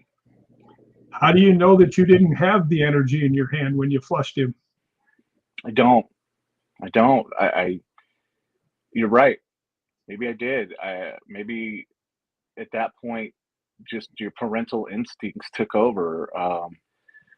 Maybe at that moment, the day I pulled her out of the pool, I wasn't like, the whole world fell apart. There was nothing made sense. And it didn't until I got her back. And it kind of, you're just in a mindset. Like, I was back in protective parent mode, and I was angry, and I was tired of this. I didn't want her to go to bed scared anymore. I didn't want to be scared anymore. Rick, this is how intense this is. That we had friends that would sometimes watch the kids for us. I remember one time we went to pick our daughter up, or the kids up, and the best friend came out to the car with us while we were loading them up, and she said, hey, I just wanted you to know, I took the kids to the park today, and I lost Jelena for a second, and I kind of panicked. And we said, what do you mean? She goes, well, the other kids were all playing on the swings and on the thing in the park, but Jelena was not there. And I, thank God, looked over, scanned the park, and she's over at a tree talking to the tree. So I ran over and got her, and I said, baby, who are you talking to? And she's playing with the little girl over at the tree. And then she says, or she asks, as we're loading them up, I'll never forget, I'm buckling them into the car seat, and she's behind me, and she says, who's little man? And when she asked that, I was frozen. I'm like, well, I have to talk about it in public to someone else. Like, what is going on? So I turned around and I asked her what happened. What do you mean, what happened with little man? She goes, well, we were all in the living room watching a movie, and Jelena's gone, and I find her in the family room that has the fireplace, sitting there in front of the fireplace, staring up at the mantle, above the mantle. And I said, baby, what are you doing? Come watch the movie. And she goes, little man's here. And she goes, so I don't know who little man is or why he's pulling Jelena out of the room. Like, it was just all the time, everywhere, Rick. like it was, and I just, that night we got rid of him in the bathroom. I was just done. And maybe you're right. Maybe he was there in her mind, and maybe I did walk into that energy, and together we did it, you know. But Well, just the fact that you were fighting might have ran him off, you know. yeah, It seems like you had pretty much free reign the whole time until that happened. I wish it was a thing where I can say I did this, and this, and it worked. You know, I just went with my gut in the moment, Well, and it did work. yeah. So, well, I let me would ask you say, this. Did you have any animals at that time? we did have a lab out, but they were outside dogs. They weren't inside dogs. Because I have found I had my Great Dane actually run right by me and jump up in the air and start snapping and throwing his paws, you know, like he was swatting away at somebody. Yeah. You know, and then when I was watching Elliot, that's a dog that my neighbor downstairs had. And he's sitting there, and he's a really cool little guy. Well, he's not little, he's like 25 pounds. And he gets up and he walks to my back bedroom right to the door, and he's sitting there, and his tail goes straight up, and I hear, you know, when they get that real deep growl, you mean business. And then finally he turns around, he came back, and I was like, I keep telling people that there's things here. And every time there's an animal here, they will tell you. So yeah. it's pretty cool. Well, I'm glad you ran them off. I will tell you a story. This lady, African-American lady, probably around 60, called me up and said, can you come help me? My place is haunted. And I got one of my people to go with me. And we got over there and we went all the way through. She had a loft, an apartment or a condo. And we went in there and we went all the way up, all the way through it. And I came back down. Now, this lady was somebody that should have been on a sitcom. She was just bubbly and just as, you know, just as cool as it could be. But she was really worried, right? And I asked her, I said, we went all the way through this place. This place isn't haunted. And she looks at me and she goes, oh, I know. And I'm like, what? Why am I here? Right? Yeah. And she goes, no, I think something's attached to me. Now, I didn't know how to really quantify that something was attached to her, right? Right. So I thought, I'm going to do the best I can to make her feel better, right? So I took my K2 meter, went up and down it, and I said, not getting any reaction off of that. And I took, can't remember, I took another piece of equipment, it didn't go off. And then I said, try this. And I took my thermal imager, the FLIR, and right in the middle of her stomach is a big violet spot. And I went, whoa, right? Because it was so much colder than she was. Right? Yeah. And I said, Donna, do me a favor. Go upstairs, walk to the top, and then walk back down. So she does it. And I'm watching on the thing, and the whole time that thing's still there. It wasn't a glitch on the camera, right? So she came back down, and I said, yeah, it looks like you might have something attached to you. I'm not really sure how to quantify it, but there's something going on. And she says to me, she goes, well, what can I do? I said, well, you got to get rid of it. And she goes, I have to get rid of it? I said, yeah, it's to you. You have to be, you know, your own captain here. She goes, what do? I said, tell it to get out, right? And she goes, how strong should I be? I said, just put it this way. Imagine you find your sister having sex with your boyfriend. Right? She goes, that much? I said, and then more, right? So she looks at me and she goes, do you mind if I use my faith? I said, couldn't hurt, right? And the stupidest thing I've done ghost hunting was not videotaping this girl, because you talk about going after to beat up the grizzly bear. This is exactly what happened. She threw her little fists up over her head. God commands you to get out. Get out. I mean, I almost left. And finally, you know, after maybe 2 minutes of screaming and yelling and everything else, she's winded. I said, hey, let me try it. I took another picture of her and it was gone. Oh, wow. Yeah. It was like a little shadow of what it had been. So I was like, wow. Yeah. That's one thing that I and you know, going into these private residences. A lot of times people will ask, well, what should I do? Religious artifacts should I get? Things like that. I said, your faith is your faith. I can't tell you one or the other. Really, it's what you just have to believe. I Yeah. think that, like that day, I see it in medicine. I bet you see a lot of stuff where you work. Yeah. I feel like,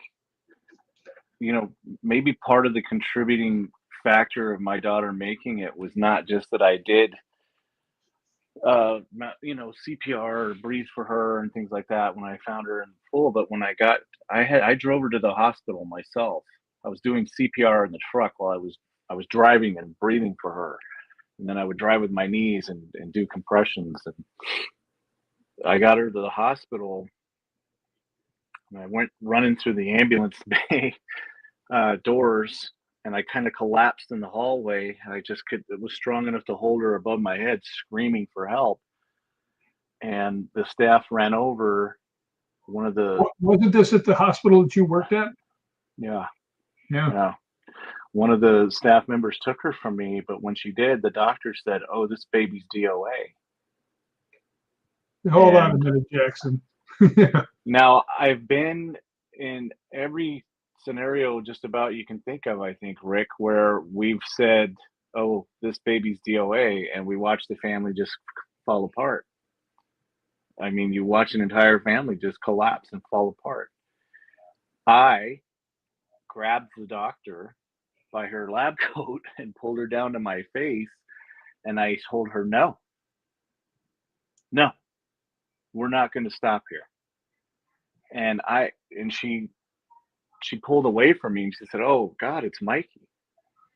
And they took off down the hallway. And then I crawled on my hands and knees down the hallway, and I fought everybody. I didn't fight, but I was screaming and yelling at everyone in that room. No, we're not stopping. She's not DOA. I fought. And the doctor did the same thing that woman that called you for help. They finally kicked me out of trauma and closed the door and locked me out of there. And I could hear her in there praying. She was commanding God intervene and be,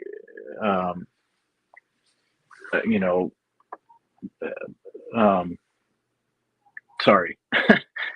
Just, she was doing the same thing. She was praying very hard. There was a lot happening, and a half hour later, or whatever it was, from the time it started till the time it ended, we got a pulse.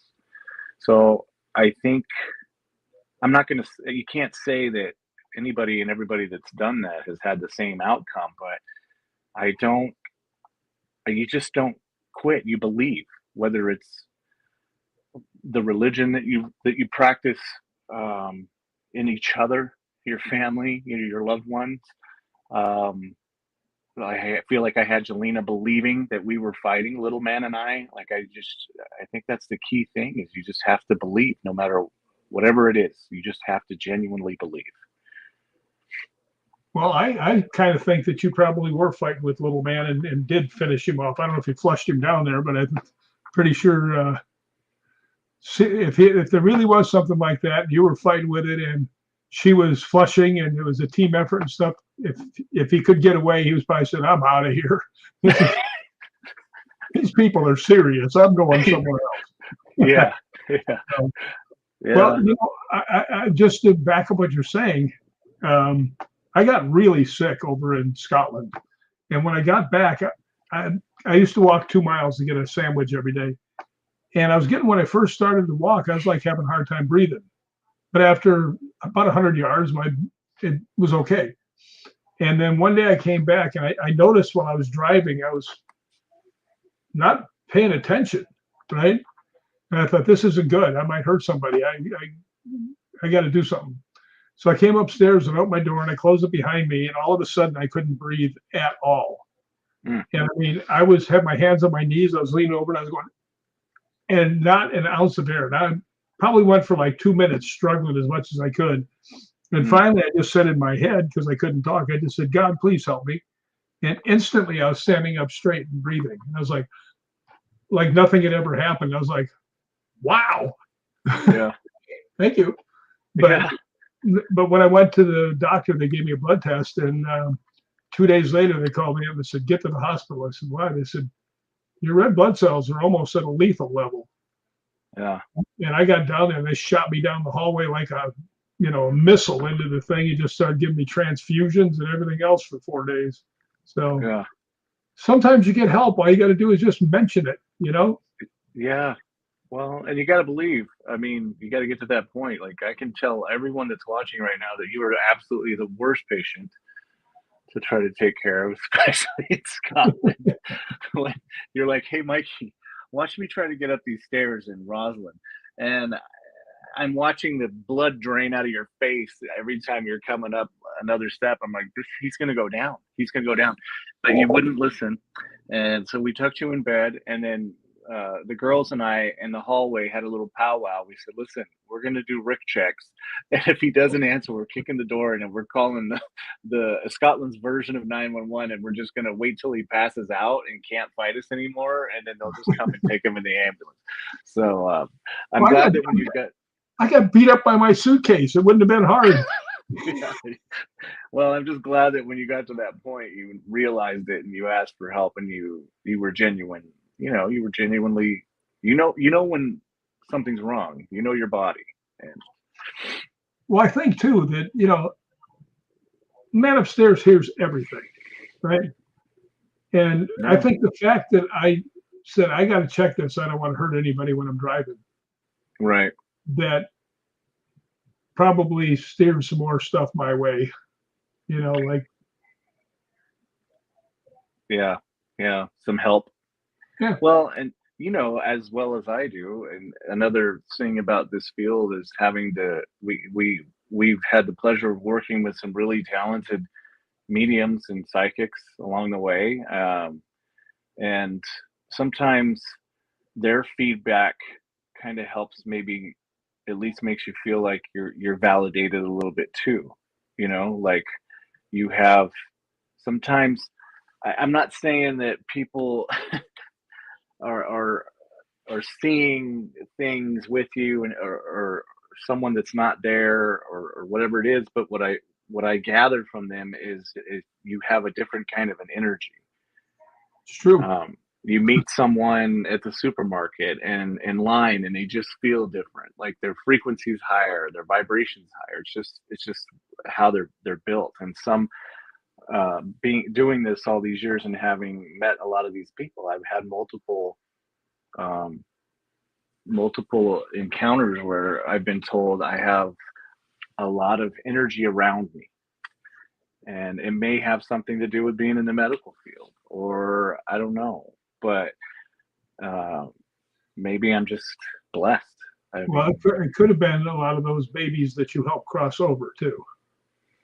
Well, everybody that's done this or does this at some point in time has not been able to help anyone try to live anymore. So now you have to try to help them pass. And everyone in the medical field's had that experience. And I was fortunate enough to where, I worked night shift. There was usually enough staff when someone was at that point, young or old, I was able to take that role and go be with them, whether it was a baby wrapped in a blanket or, a 90-year-old veteran, war vet that was stuck in the war, like it just, whatever the case may be. We did not let people die alone. Well, that's what I'm saying. There are certain people, and I've tried to explain this to people. This is just my way of looking at things, that everybody has a different frequency and everybody has a different color that other things like spirits will notice, and they'll be able to identify if that's somebody they want to talk to. If you've got, real nice, mellow looking color or nice color, you got a red color, nobody's going to play with you. Yeah. But you like your aura, you mean? Or yeah, I really think that spirits especially, and who else can really see that?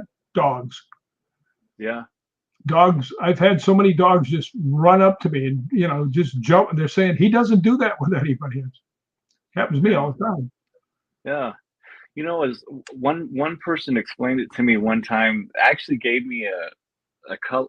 Well, they said a color, but I said, "What do you see? Like, what do you in your mind? Like, what do you see?" And they said, Do you remember wrapping? Hey, Melinda, do you remember your Easter baskets coming wrapped in that shimmery cellophane looking stuff with the different colors? Like they would wrap your whole Easter basket in it, and then you have to open that. I'm Yeah. like, oh yeah, that kind of pearlesque or whatever, just multicolored, shimmery. And she goes, yeah, that's what it looks like. Looks like Easter basket, cellophane or whatever, plastic, Yeah. sparkly wrap. And I was like, oh, okay. I No, I'm mean, positive that people can pick up, animals especially can pick up. You know who else can really pick up on it? Babies. yeah, oh yeah, And my friends used to tease me. We'd go to like Outback or something. If there was a baby within 50 yards, it would come over to me. And it was so funny. Mom and dad would be walking and the baby would be going, ah, ah. And they'd stop and say, does it happen? I said, it happens all the time. uh, But I will tell you something really funny. I was in Outback one night and Adam Sandler and his wife were eating and they had a baby about a year and a half.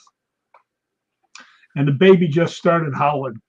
And the mom took her outside, or him. I don't know what sex the baby was, little baby.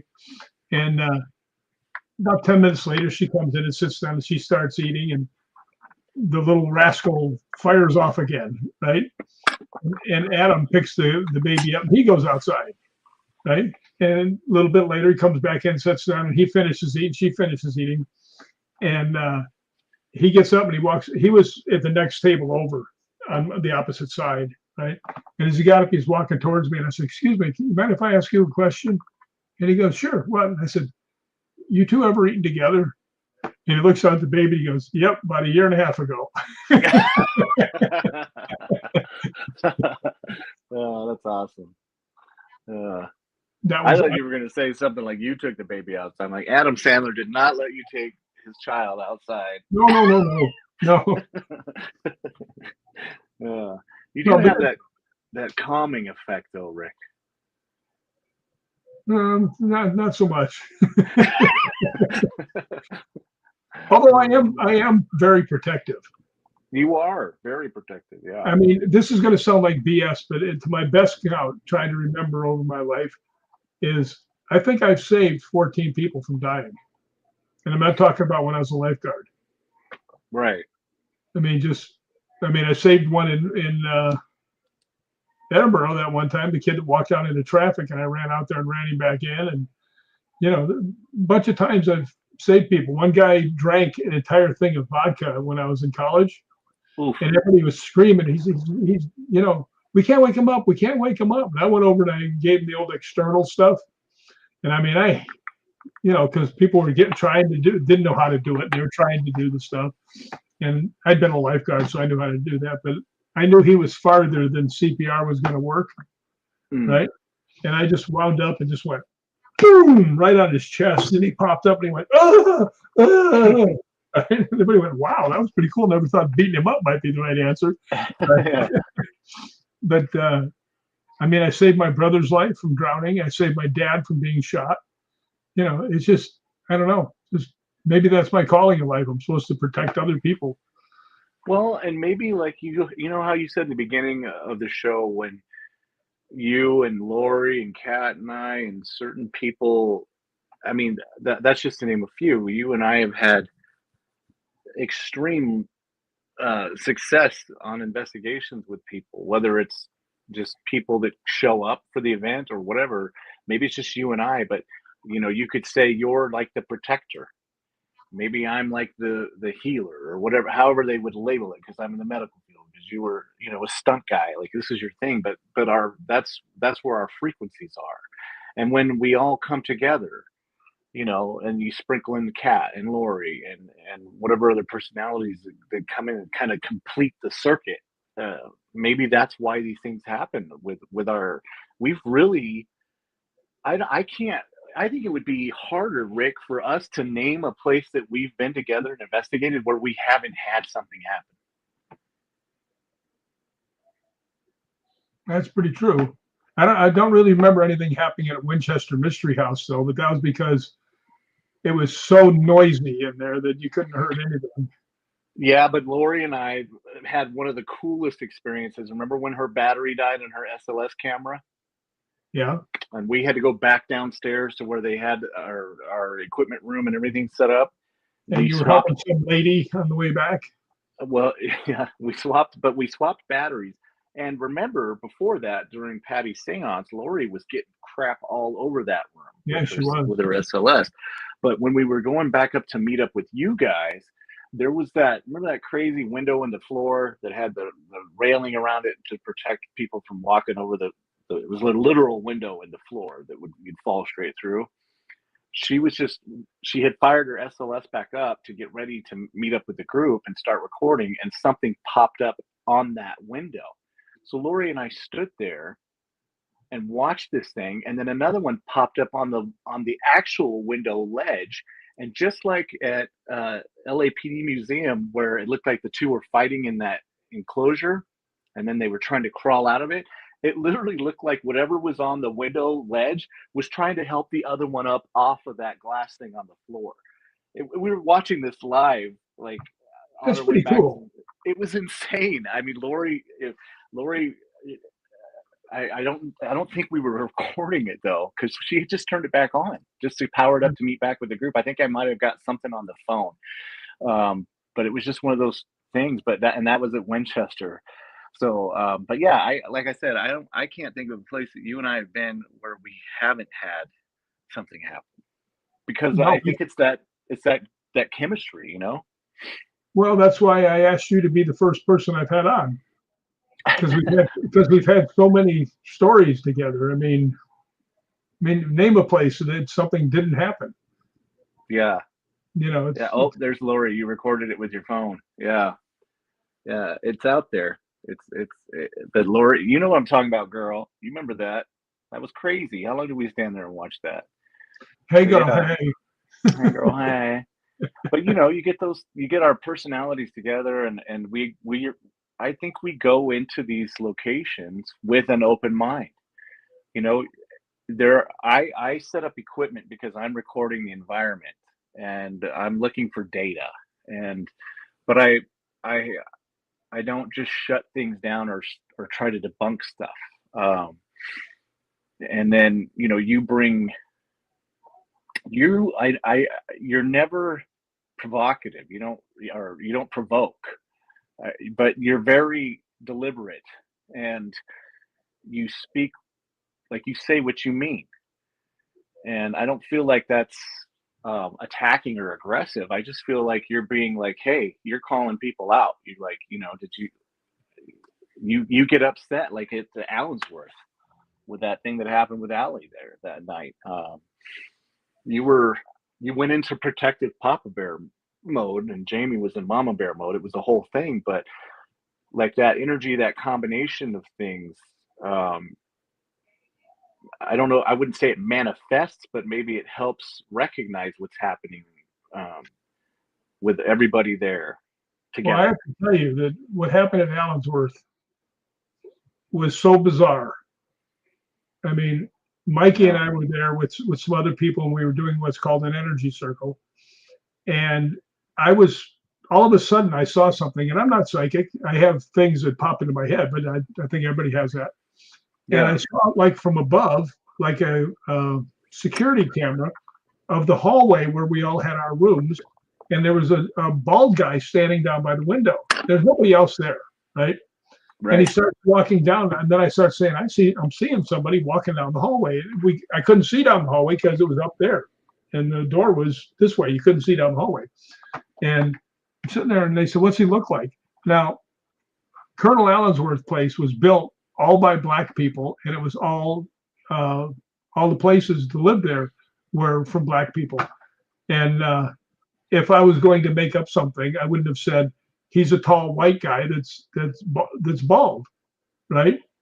Because I knew that it had always been African Americans that lived there and built the place, right? So who would say that?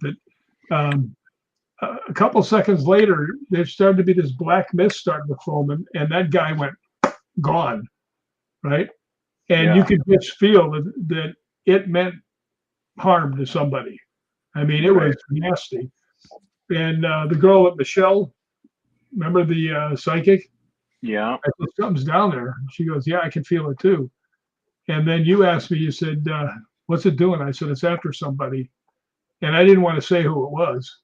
Right? And Yeah. everybody kept saying, who is it? Who is it? I said, it's Allie, who was the youngest girl, which made sense. They usually tend to go for the easier prey, so they would go after somebody younger. And I just said, you ain't getting her. We ain't letting you in here. And then Jamie just went all Mama Grizzly. Yeah. I almost ran out of the place. she was sincere, but then it Yeah. dissipated. But I'd never seen anything like that in my life. Still haven't. Yeah. Well, and I did run out of there. I didn't know what was happening. I had never experienced anything like that in the paranormal. And talk about, Well, it's yours was palpable. worse. Yours was worse than the other people because you had your back to that doorway. Well, yeah, maybe that too. No, I mean, I'm you trying to know, be we're telling you something's nasty and coming, and you've got your back to it. So naturally, you're like, kind of going, oh, "Mm." back here, yeah. But it was the whole. I could feel Jamie's energy. Like she was intense. She was Oh, she was upset. vicious. She was vicious, and I that could be the thing too. Like some people, I think a lot of us in the medical field. I- I'm not, I'm not condensing it down to one group, but I think a lot of people that work in the medical field are empathetic, have that sense where you can feel when someone's hurting, and you just know like when we were in Scotland, Rick, and you were lying to me about your symptoms and how bad you were because you didn't. You are as the protector are not going to let the rest of us feel like you're weak and sick and vulnerable and ruin the trip and worry about you because you're the protector. Whereas I, being in the medical field, I know you're full of crap because I can see it, what's happening, and I Why can, do I like you? Just yeah. why? But do you see what I'm saying? Like we can feel that, and that night I just felt whatever was happening with. I could feel Jamie's anxiety for Allie. I could feel your anger at whatever was happening. Michelle was just kind of observing and seeing what's going on, but I feel like all of you had been in a not a similar situation, but you knew how to dealt with that kind of a thing. Whereas I'm a data guy. Like I'm waiting for lights to flash and stuff to play back on the recorder. I was not ready for that, and I was overwhelmed by all of it. I went outside. Remember, you came out there and you're like, actually, no, you took me outside. You made me go outside. You remember that? You got me up. Yes. You got me up and you walked me out of that room and through the kitchen, outside, out back, and it was Yeah, we cold. just had a little chat, and got Yeah, you straightened out, and look at where you are now. I know. Yeah, but this is why this paranormal community is so important because you need people to see that and to ground you. You know, think about if you hadn't been there, Rick, or if you hadn't done that, I would have been outside in my head, just trying to figure out what was going on.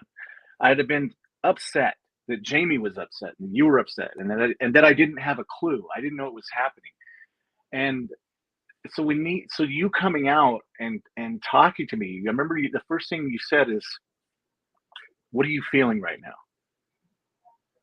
What are you feeling right now?" And you made me talk about it. You made me say it out loud, and instead of internalizing it. And I think that that's a key for anything.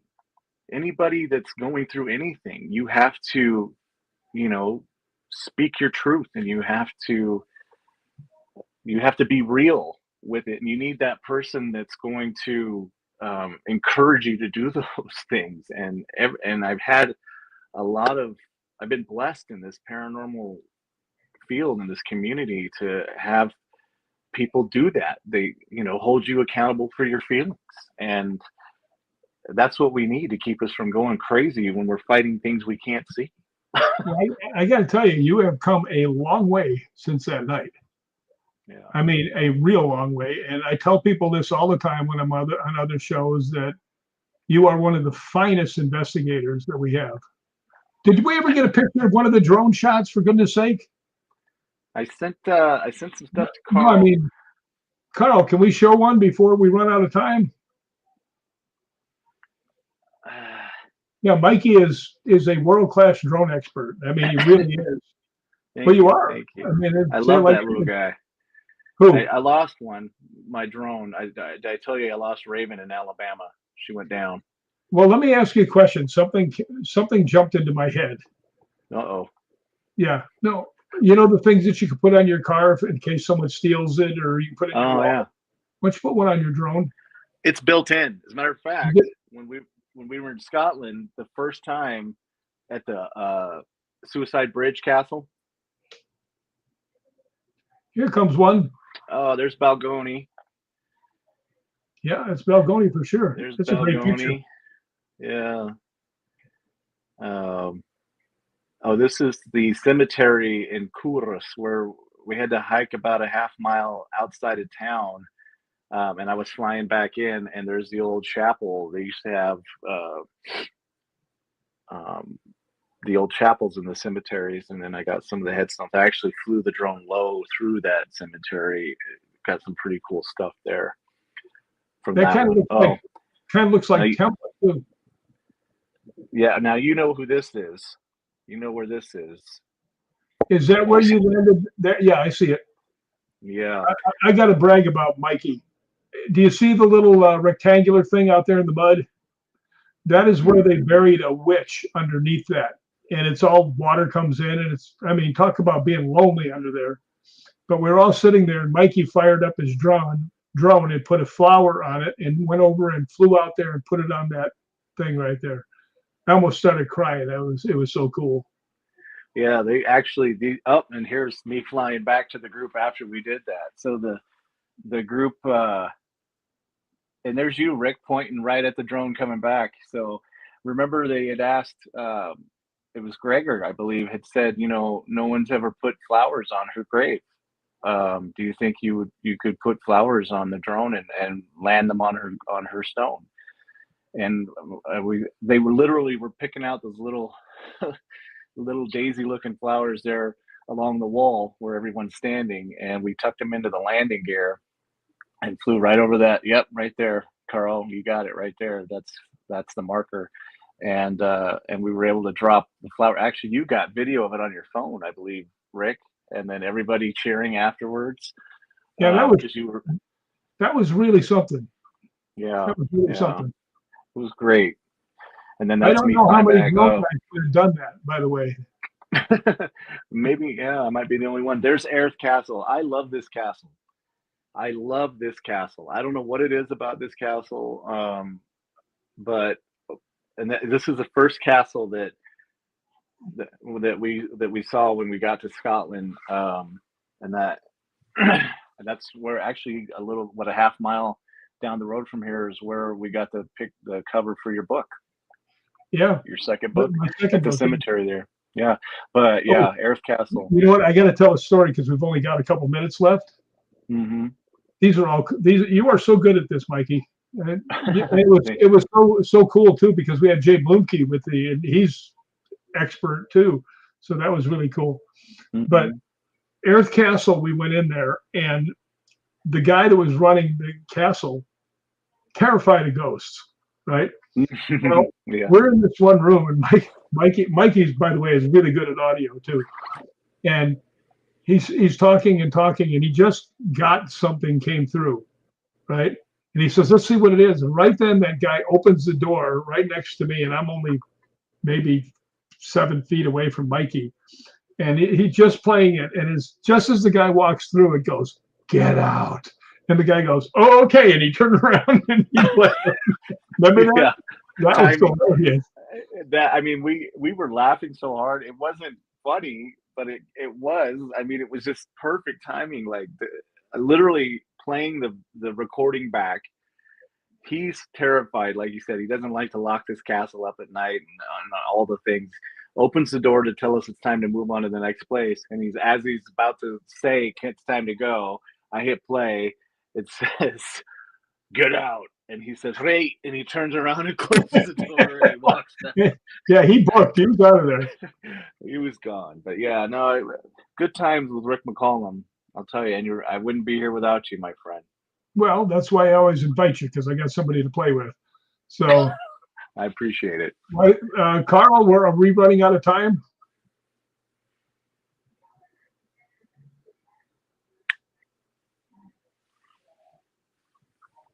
Thank you, Lori. Yep. Hey, it's Carl. There's Carl. Oh, he said time to say goodnight. Well, thank you for asking me on here, Rick, and letting me. Am I your first guest? Yes, you are. And you my second guest, Carl. Hey, Carl's my guest for next Sunday. So join us on that one too. Scenes, yeah. You may not know this, but he's a big paranormal investigator also. Oh, you know what? Real quick, Carl. Hey, I wanted to show you these, buddy. Let's see if Carl remembers. He gave me these. He made some dowsing rods. He gave me some rods. Do you remember these, Carl? And I got them. This is a story for next week. But yeah, I have them in my ghost hunting gear bag. I'm not good with them necessarily, but I have them, and yeah. I don't want to say anything about Mikey, but it takes 4 people to carry his gear bag. I walk around, I got a K2. He's got like Sherpas with him. Oh, you're welcome. You're welcome. Well, let's call it a night. Mikey, thank you so much for being my guest. Thank you. Thank you. And Carl, thank you for doing the show and for all the people that watched. Hope you had a good time. And yes, Sky King, it was nice to see and hear you two again. It was nice to hear from you and from Tracy and Lauren and Melinda and everybody that signed in. Yeah, I appreciate you guys. I owe you a pizza, Sky. Stand by.